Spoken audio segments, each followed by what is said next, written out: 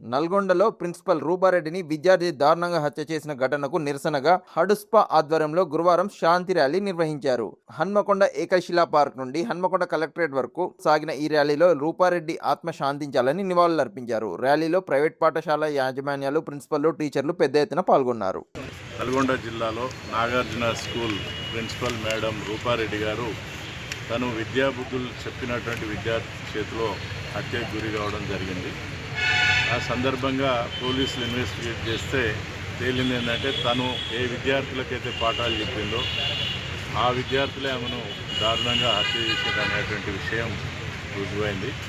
ఈ సందర్భంగా ఒక తోటి కరెస్పాండెంటు నల్గొండ జిల్లా అయినప్పటికీ ఇట్లాంటి సంఘటన మన తెలంగాణ రాష్ట్రంలో మొట్టమొదటిసారి జరిగింది కాబట్టి తిరిగి ఇలాంటి సంఘటనలు పునరావృతం కాకూడదు.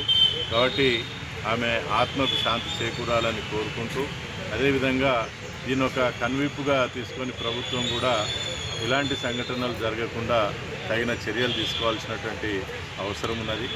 ముఖ్యంగా విద్యార్థులు ఈ మధ్యకాలంలో కొంతమంది దారి తప్పి తప్పుడు విధానాలు అవలంబిస్తూ డ్రగ్ అడిక్షన్కు ఇట్లాంటి వాటికి కూడా కొంతమంది గురవుతున్నారు.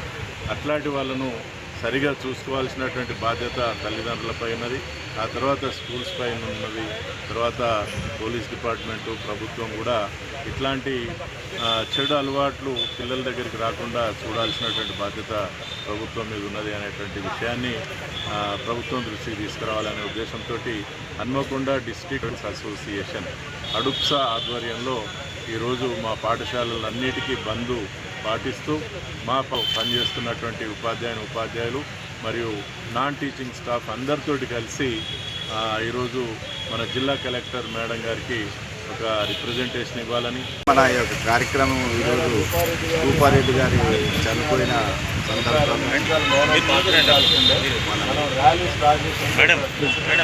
ఈరోజు కార్యక్రమం పెట్టడం జరిగింది. ముఖ్యంగా పిల్లలకు డిసిప్లిన్ లేకుండా అయిపోతారు. దాన్ని పేరెంట్స్, సొసైటీ, టెలిఫోన్లు, ట్యాబ్స్, టీవీలో పెట్టే క్రైమ్ సంబంధించిన అన్ని చూసి ఒక ఎక్స్పెరిమెంట్గా తయారీ చేస్తున్నారు. అయితే ఒక పిల్లలను పెంచి పెద్ద చేసే తల్లిదండ్రులు ఏ విధంగా టీచర్ కూడా ఆ విధంగా పెంచిన తర్వాత ఆ పిల్లలు అదే తల్లిని అలా పోవడం అంటే నిజంగా వాళ్ళు డిసిప్లిన్గా ఉండి మత్తుకు బానిసై ఆ చేతులు ఎట్లా వచ్చిన వాళ్ళకి అయినా మేడం చనిపోయే ముందు బాబు అని అన్నారంట. సో దానివల్ల నువ్వు తెలుసుకుని ఈ స్థాయికి రావడం జరిగింది.